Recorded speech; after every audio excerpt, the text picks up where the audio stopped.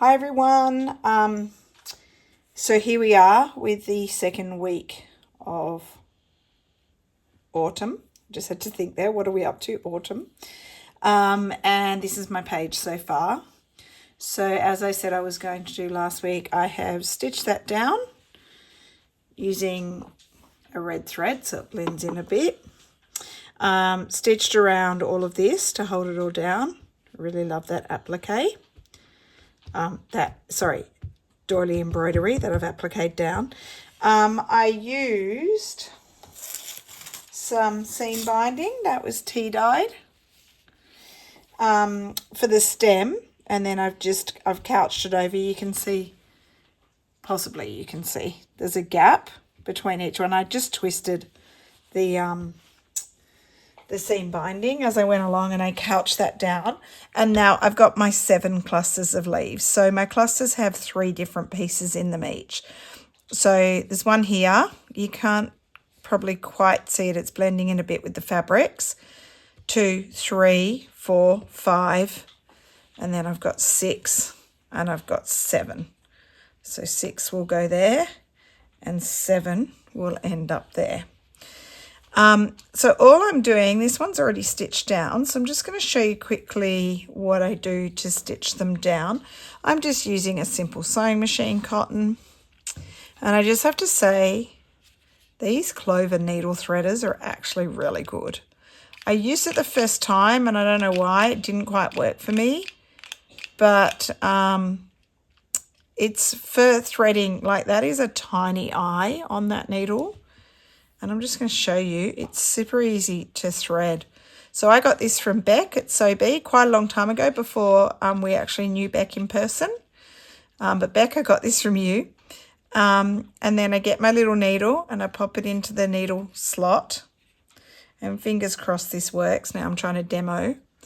And then I just put my thread across where it says thread slot. And then you have this little handle. And you press that. Pull this up slowly, and can you see it's come through? I just have to pull it through. And then it's also, if I need to cut, little cutter. So these are cool. This is Clover brand. If you're in Australia, you can get them from Beck, if she's still got them on her website. If not, Beck, you better get some. So yeah, I've only just started using it, and it's like so easy to thread my needles now. So what I'll do is I'll go to this one, I'll stitch this one down. It's really, really simple. I've just pinned my 3 pieces in place, and I'm just doing a little overcast stitch around the outside. And a bit of a gap. I'm not going too close, I just need to secure it, because then I'm going to do some stitching on top, and I'm going to show you that in a minute. So I won't stitch all my leaves on camera because it's going to be the exact same process and very boring. But I'll stitch this one, and then I'll show you how I'll embellish with some wool thread. So I was saying to Rach, having a chat to her earlier tonight, it's kind of funny how we work out our prompts usually right at the start, like well before we're ready to go with a new volume. And occasionally we do a little bit of adjusting as we go on if we think something would be better to be changed. And then tonight we were saying it's quite funny, like we don't actually talk about what specifically we're going to do. And then we often come up with either a very similar idea, same kind of theme, or, I just unthreaded it, or we come up with like the same kind of, like if it's a general prompt like our autumn colours, without actually even speaking to each other, we both came up with the idea that we wanted to do leaves. So it's kind of funny. And yeah, Mum was saying she does that a bit as well, like ends up without watching our videos, and she's come up with a similar kind of idea. And sometimes we're different. Sometimes they turn out really different. Okay. One other thing I wanted to say, I meant to mention this last week, but I know Rach mentioned this, I think, in one of her videos last week, but I just wanted to give a shout out to Karen from Railway Cottage Studio. Now I'm having a mental blank. Karen, I've shown her amazing quilts, her slow stitch quilts on film, and I actually, when I did the basically video on the Sydney Quilt Show where I worked with Beck, I showed one of Karen's quilts. She makes amazing slow stitch quilts. Well, she's on YouTube. She's only started recently, but she's made a lot of videos. There's a lot to watch so far. And really, Karen does show you how she goes about making her quilts. And it's great because she's basically teaching you how to do it if you want to do one yourself. So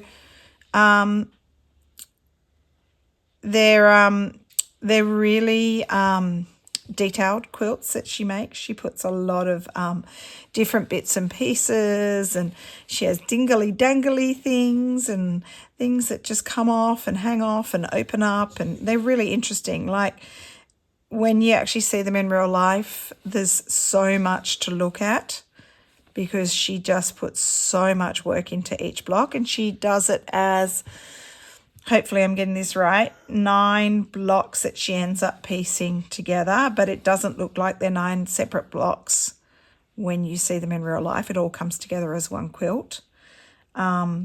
They're not a quilt you'd really throw on the bed because of the dingly dangly things. Certainly not something I'd want to throw on the washing machine. But more, it's like a textile art piece. So I'm going to link Karen. I'm going to link her YouTube channel at the bottom of my video. And if you're interested to see what she does, go and have a look and follow along with her. She's only new to it. So, you know, Karen said to me that day, any tips? I haven't given you any tips, Karen. I think you're definitely getting there with your filming. It's a bit nerve-wracking when you first start. I'm certainly no guru at it. I just wing it each week. But, you know, it takes a little while to feel comfortable with your filming and to just chat along and be at ease and to be able to stitch while you do it. But she's doing a great job so far. So I'm really enjoying Karen's videos. They're quite long, so it's quite good. She shows you in detail, and she basically just sits in front of her camera and stitches away, and you can see what she does. So yeah, go and check out Karen. I'm always happy to share people that I've been following for a while if they start doing something like YouTube, because I'm always looking for more slow stitching videos to watch. So although I don't get time to watch that many, I shouldn't be saying I'm looking for more. I don't need to look for more. There's a lot out there. There's a lot from our group. So there's lots and lots. Corrine, Dottie B, Kate in the Nest, Susanna Eastdale. I'm just thinking of some of our Aussie ones. Dottie B's not Aussie. But there's lots. I'm not going to name you all. I know there's a lot of you, and I certainly do check out videos. I might not be able to watch them all, but I do check them out. So, yeah, lots and lots of inspiration, and even to learn different techniques, because people could do things completely different. We might be doing things maybe not the traditional way. But, yeah. This one I might have been better to go with a brown thread so you can't see it so much, but I'm hoping once I put my wool threads on there, it's going to blend in a little bit. So we'll do a bit of that now.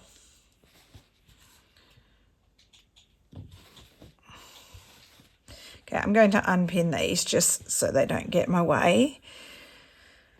And I get pricked all the time. I will come back to them later. I really just think I need to show you one. Okay. I'm going to attempt to zoom in a bit more and attempt to stay on screen. Why don't I do this one over here? And let's see if we can blend those stitches. Now, I've pulled out dyed wools. Okay, I've got more than this to get out, but this one here has some lovely bits of colour, and it even goes through to some blue and a bit of pink. So let's have a go with this one. I'll need a bigger needle for that. See if I can thread this one. Success. Okay.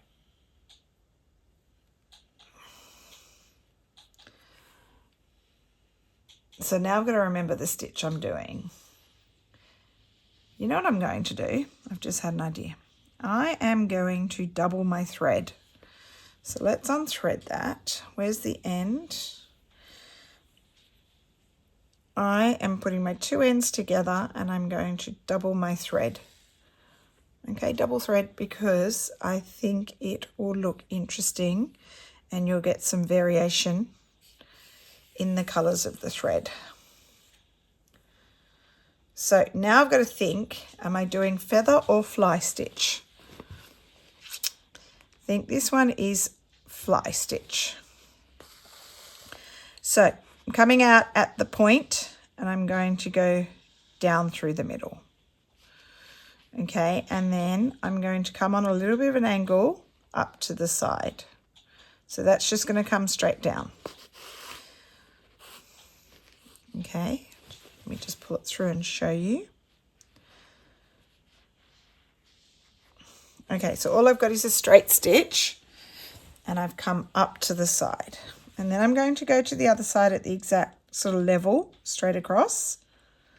So about here. And then back where this thread came out. Okay, and my thread is going to wrap under. All right, so have a look. Okay, so I've made some veins on the leaf. So back down through the middle. Let's make sure we get middle. And up a little bit on an angle.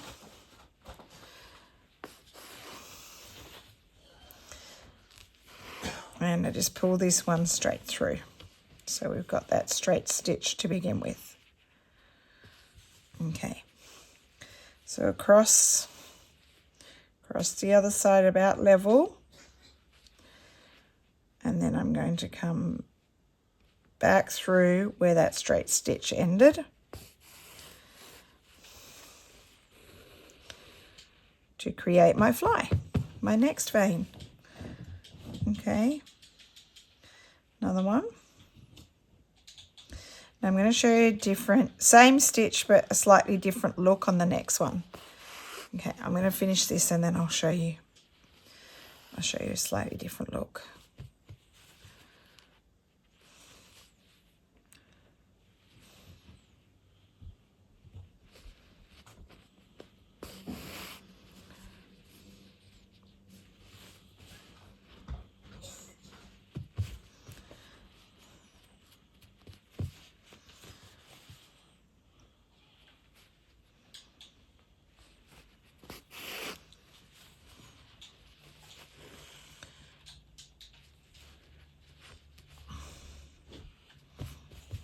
Okay, and over to the other side, and back through the middle.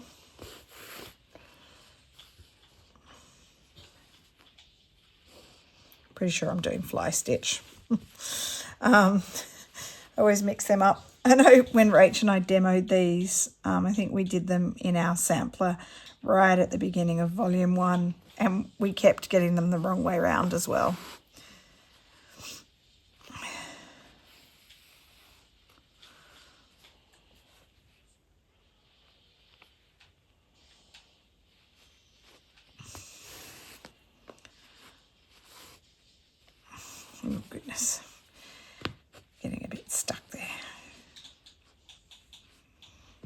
Okay, I'll do 2 more. Oh, what was that, Alfie? Alfie. I found a great dog park today. So, I don't know about where you live, but over here, in lots of places, you can find really cool dog parks where they're fully fenced in. And so the dogs can just be off lead and they can just run, and they're specifically for dogs. We found a great one near Mum's place on Friday and took Alfie there, and it's like 8 acres, which is very large, and he just had the best time. So I've been trying to find one in Sydney, and the closest one to me is about half an hour away. But anyway, we took him there today and he just ran wild. He found this other little puppy, about 4.5 months old. The puppy was called Heaven, which is a cute name, and he ran like crazy. Had the best time with that puppy. So we let him go there and run wild for about an hour, and he's been pretty exhausted for the rest of the day, been pretty chilled out. All right, now I'm going to do the same thing. I'm going to change thread colours though. I don't want my colour. Actually, you know what I'm going to do? I'm going to move my thread on here. I'm going to get rid of the blue, so I bring in more browns. There's a lot of blue and a bit of pink there, so let's get some variation.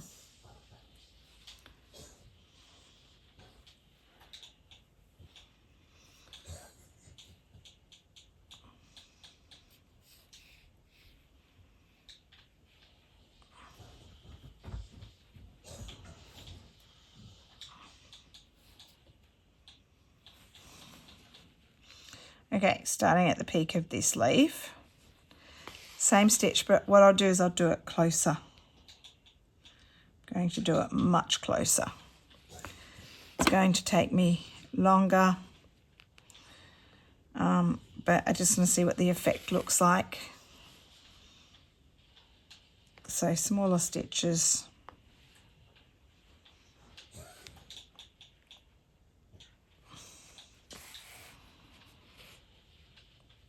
Okay, then just a little one. I'm almost going to go right next to each other. Just leaving little gaps.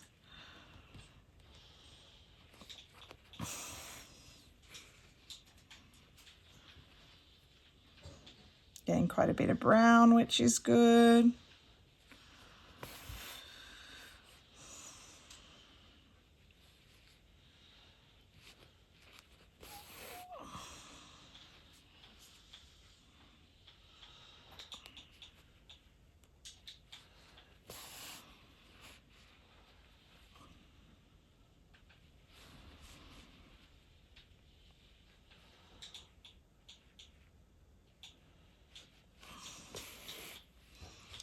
Okay, bit of fluff there. Let's get that out.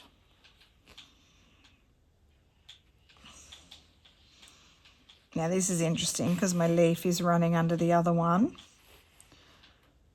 So because I can't do a fly there, like I could come just in here for this last one. I'll show you what I'll do instead. Just hang on. I'm just doing a teeny tiny one right there.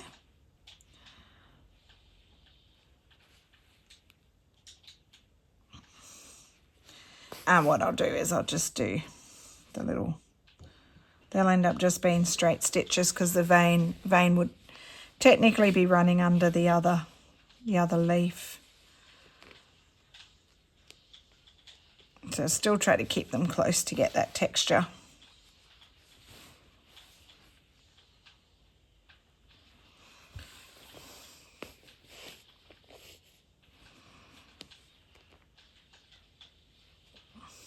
I've noticed quite a few people are using the eco-dyed fabric. That's perfect for this.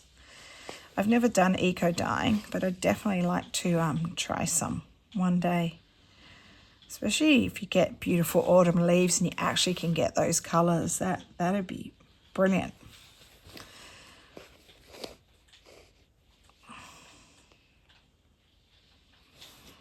There was one, and sorry, I can't remember who it was, but I really liked it yesterday. the one where you did the strip of the colours down the side. I really liked that page. It was fantastic, and the way your colours were so neat. What did you do them with? Like paint or ink tents, pencils? I wanted to do colour strips like that for each season. I haven't done it yet. Rach showed some ideas for painting on fabric, doing that. But that's something I want to add into mine somewhere. I want to add a little colour strip of the seasonal colours. So yeah, I'm going to have to see if you've got a video and see how you did it, because it was just really neat and it looked great. It looked like a proper field note journal page, which is what we're attempting to achieve. I mean, I'm a long way off. I've got to add a lot more writing, I think, on mine, and don't make it look like it is someone's field note journal.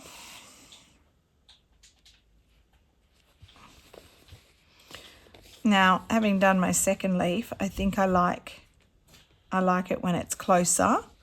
But when I have nice fabrics, like I like that fabric, I might not want to cover it all up, because this really is quite covered up. And that will do. 2 leaves together. We've got some brownie tones there.